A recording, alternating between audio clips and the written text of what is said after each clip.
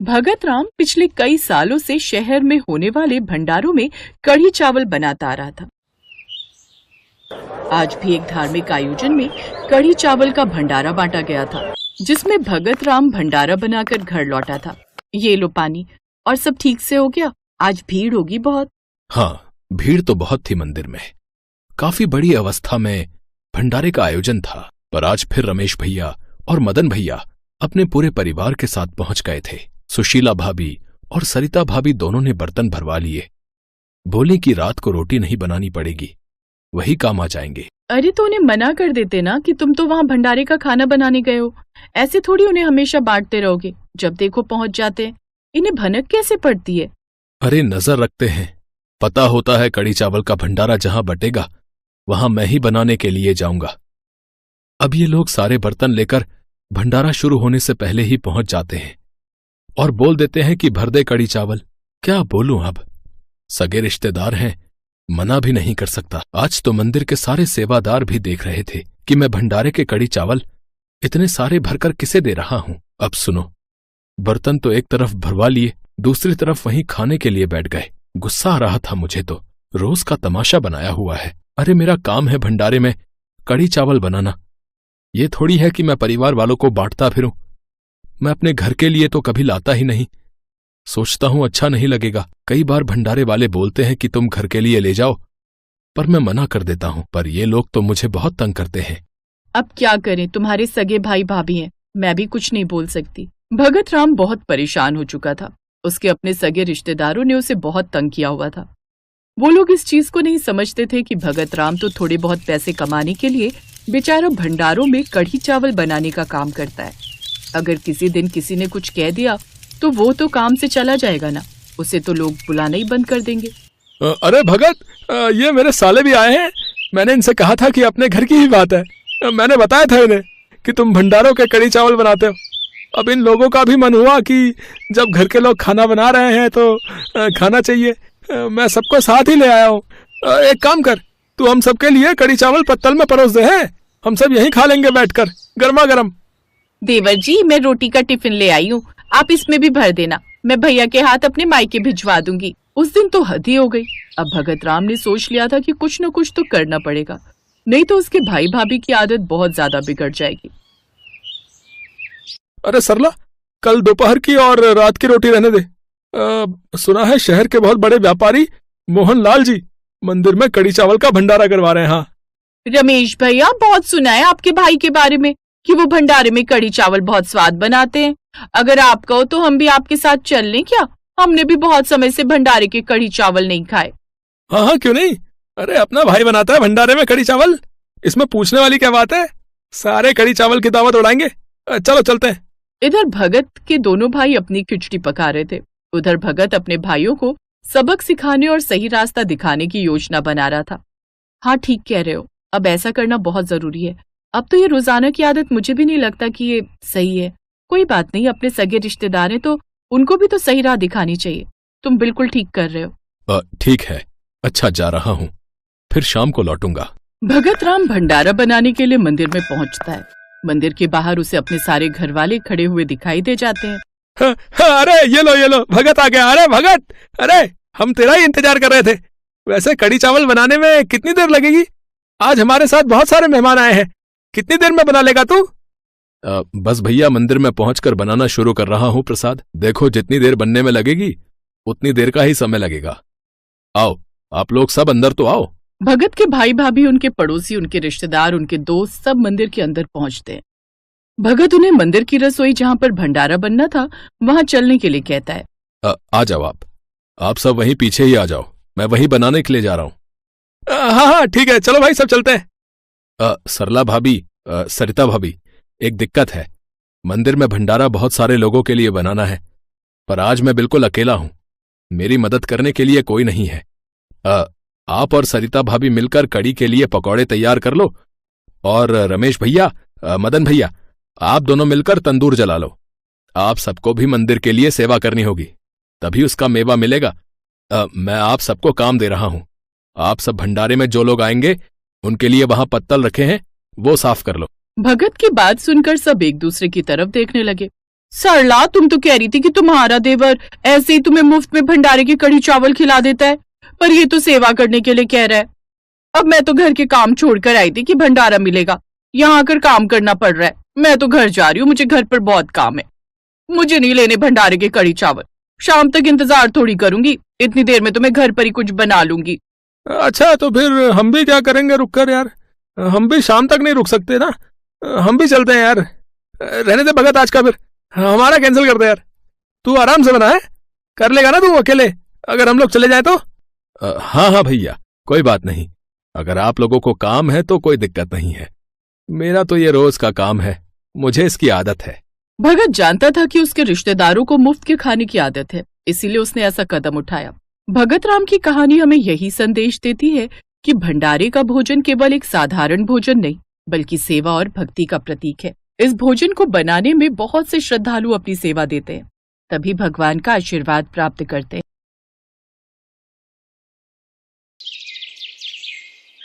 मंगरू हर रोज शेफाली की तारीफ करता था। मंगरू पूरा दिन काम करके थका हारा घर आता था और कहता था, शेफाली, खाने में आज क्या है? आज कढ़ी चावल बनाई हूँ जी। वाह, जल्दी खाना लगाओ, बहुत भूख लगी है। शेफाली के हाथों की कढ़ी चावल खाकर मंगरू पागल ही हो जाता था। वाह शेफाली वाह, तुम्हारे हाथों में तो जादू है, दुनिया का बेस्ट कढ़ी चावल बनाती हो तुम। आप भी ना कुछ भी बोलते हो। सच बोल रहा हूँ, मैं तो सोच रहा हूँ कि ये सब मजदूरी में कुछ नहीं रखा है, ये सब छोड़ मैं खाना डिलीवरी का काम शुरू करूंगा। अच्छा, और खाना कौन बनाएगा?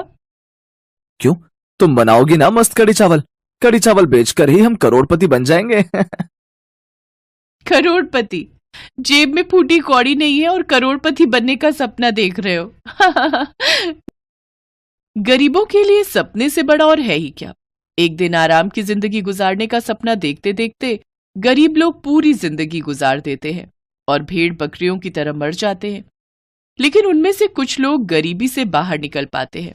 मंगरू को भी गरीबी से बाहर निकलना था, अपनी बीवी बच्चों को अच्छी जिंदगी देनी थी। वो सपना देखता रह गया। कुछ साल गुजर गए और मंगरू के 2 बच्चे हो गए, 1-2 साल की बेटी और एक नवजात बेटा। मंगरू मजदूरी छोड़ नहीं पाया और एक दिन काम करते करते ही ऊंचाई से गिरने की वजह से उसकी मौत हो गई। नहीं, ये क्या हुआ? हे भगवान, क्या हुआ ये? हमें छोड़कर वो क्यों चले गए? क्यों? जिस कंपनी के लिए मंगरू काम करता था, उसका मालिक मदन लाल बहुत घटिया आदमी था। उसने सोचा, ये मंगरू की बीवी ने हम पर केस कर दिया तो हमें बहुत सारा पैसा देना होगा। उससे अच्छा है कि मंगरू और उसकी बीवी पर केस कर देता हूं। मदन लाल ने मरे हुए मंगरू पर झूठा आरोप लगाया और 2 दिन में शेफाली के पास पुलिस आ गई। शेफाली की बेटी मुन्नी पुलिस देखकर डर गई। माँ, पुलिस आई है, पुलिस आई है। पुलिस? क्या बात है साहब? पुलिस के साथ मदन लाल भी आया था।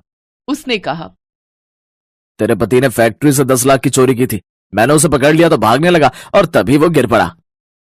नहीं, मेरा पति चोर नहीं हो सकता। नहीं साहब, कुछ गलती हो रही है, मेरा पति चोर नहीं था।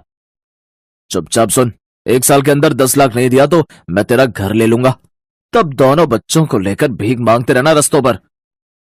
धमकी देकर मदन लाल चला गया। 2 दिन पहले शेफाली विधवा हुई थी, अब उसके सर पर 10 लाख का कर्जा आ गया। शेफाली को कुछ समझ नहीं आ रहा था, क्या करूं? दोनों बच्चों को पेट भर खिलाने पिलाने की हैसियत नहीं है मेरी, ऊपर से ये कर्जा, कैसे चुकाऊं 10 लाख का कर्जा? शाम को शेफाली के घर रघु नाम का एक आदमी आया। रघु मंगरू के साथ मदन लाल की उसी फैक्ट्री में काम करता था। उसने शेफाली से कहा, भाभी, मंगरू और हम अच्छे दोस्त थे, मंगरू ने चोरी नहीं की। लेकिन मालिक तो पुलिस लेकर यहां आ गए, अब मुझे पैसा चुकाना ही होगा। मालिक बहुत लालची और बेईमान है, मुझे पता है एक्सीडेंट कैसे हुआ था। मालिक की ही गलती की वजह से मंगरू भाई का देहांत हो गया। क्या ये बात तुम कोर्ट में बोल सकते हो? कैसे बोलूं भाभी, मालिक मुझे भी जान से मार देंगे, अपनी बीवी बच्चों को खिलाऊंगा क्या? रघु चला गया। शेफाली के पास कोई चारा नहीं था। वो 2-3 घरों में बर्तन मांजने का काम करने लगी और घर चलाने लगी। 1 महीने बाद एक दिन उसकी बेटी ने उससे कहा, माँ, कढ़ी चावल बनाओ ना, बहुत दिन हो गए कढ़ी चावल खाए हुए। ठीक है बेटी, बनाती हूँ। शेफाली कढ़ी चावल बनाने लगी। पूरा घर खुशबू से भर गया। उसी वक्त थाने से एक पुलिस ऑफिसर आया। उसका नाम मनोज था। शेफाली आपका नाम है ना? हाँ, मैं ही शेफाली हूँ। क्या बात है? मैं आपको याद दिलाने आया हूँ 10 लाख 1 साल के अंदर देने। 1 महीना गुजर चुका है। याद है साहब, लेकिन मैं भी गरीब हूँ। मेरा पति मर गया है, मैं क्या करूं?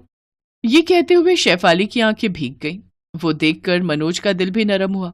मनोज को भी पता था कि मदन लाल पैसों के लिए झूठ बोल रहा है, लेकिन वो भी कुछ नहीं कर सकता था। उसने कहा, अरे ठीक है, कोई बात नहीं, चुप हो जाइए। मैं तो बस अपना काम करने आया था। ठीक है साहब, आए हैं तो कुछ खाकर जाइए। खा के? हाँ, भूख तो लगी है। और आपकी रसोई से बहुत अच्छी खुशबू भी आ रही है। क्या बन रहा है? कढ़ी चावल। माँ कढ़ी चावल बना रही है। माँ दुनिया का बेस्ट कढ़ी चावल बनाती है। एक बार खाओगे तो पूरी जिंदगी याद रखोगे। अच्छा, ऐसी बात है क्या? तो फिर टेस्ट कराइए शेफाली जी। शेफाली ने मनोज को कढ़ी चावल दिया। वो चखकर मनोज के होश उड़ गए। अरे वाह, ये तो सच में दुनिया का बेस्ट कढ़ी चावल है। इतना स्वादिष्ट कढ़ी चावल मैंने कभी नहीं खाया। क्यों? कहा था ना। शेफाली जी, आप हमारे पुलिस स्टेशन में खाना डिलीवरी क्यों नहीं करती? पुलिस स्टेशन में एक होटल से बकवास खाना आता है। न स्वाद है और ना ही वो खाने का मन करता है। खाना डिलीवरी? हाँ मतलब। ये सुनकर शेफाली को मंगरू की बातें याद आई। सच बोल रहा हूँ, मैं तो सोच रहा हूँ कि ये सब मजदूरी में कुछ नहीं रखा है। ये सब छोड़ मैं खाना डिलीवरी का काम शुरू करूंगा। अच्छा, और खाना कौन बनाएगा? क्यों, तुम बनाओगी ना मस्त कढ़ी चावल। कढ़ी चावल बेचकर ही हम करोड़पति बन जाएंगे। ये सोचते हुए शेफाली की आंखों में आंसू आ गए। उसने कहा, मैं कढ़ी चावल की डिलीवरी तो कर सकती हूँ, लेकिन मेरे पास बनाने के लिए पैसे नहीं हैं। ठीक है, मैं देता हूँ पैसे, ये लीजिए। मनोज पैसे देकर चला गया। उसी दिन शेफाली ने पुलिस स्टेशन में कढ़ी चावल भिजवाया। वो खाकर सारे पुलिस ऑफिसर्स का मन भर गया। वो कहते हैं ना, इंसानों के दिल का रास्ता पेट से होकर जाता है। धीरे धीरे शेफाली का कढ़ी चावल खाते खाते सारे पुलिस ऑफिसर उसके फैन बन गए। शेफाली को और भी जगहों से ऑर्डर मिलने लगे। ऐसे ही धीरे धीरे शेफाली का व्यापार बढ़ने लगा। लेकिन उधर मदन लाल गुस्सा हो गया और एक दिन पुलिस स्टेशन आकर उसने सभी ऑफिसरों को बहुत झाड़ा। तुम सब निकम्मे हो। एक औरत से 10 लाख नहीं वसूल सकते। लानत है तुम पर। मदन लाल की बातें किसी को हजम नहीं हुई और ऊपर से शेफाली ने सबका दिल जीत लिया था। सभी को पता था कि मदन लाल झूठ बोलकर पैसा हड़पना चाहता है। इसीलिए सभी ने मिलकर एक प्लान बनाया। मनोज ने शेफाली को थाने बुलाया और उससे मदन लाल के खिलाफ कोर्ट में सच बोलने के लिए कहा। मैं तो सच बोल दूंगी, लेकिन सबूत नहीं है। मैं ऐसे एक आदमी को जानती हूँ जो मदन लाल के खिलाफ कोर्ट में बोल सकता है, लेकिन वो डरा हुआ है। ठीक है, हम उसका डर दूर करेंगे। मदन लाल को बहुत चर्बी चढ़ गई है, उसे जेल भेजना ही होगा। शेफाली ने रघु को बुलाया। पुलिस का सपोर्ट मिलते ही रघु गवाही देने के लिए राजी हो गया। रघु और भी लोगों को साथ ले आया और अगले दिन कोर्ट में सभी ने मदन लाल के खिलाफ गवाही दे दी। पुलिस ने भी एंड मौके पर मदन लाल का साथ छोड़ दिया। मदन लाल को कोर्ट ने शेफाली को 1 करोड़ रुपए देने के लिए कहा। मदन लाल को देना ही पड़ा और उसके बाद उसे जेल हो गई। मदन लाल पूरी जिंदगी जेल में सड़ने के लिए अंदर चला गया और शेफाली करोड़पति बन गई। मंगरू का सपना पूरा हुआ। शेफाली के कढ़ी चावल ने उसकी जिंदगी बदल दी और उसके बाद से शेफाली खुशी खुशी जीने लगी और कढ़ी चावल रेस्टोरेंट खोलकर कढ़ी चावल बेचती रही।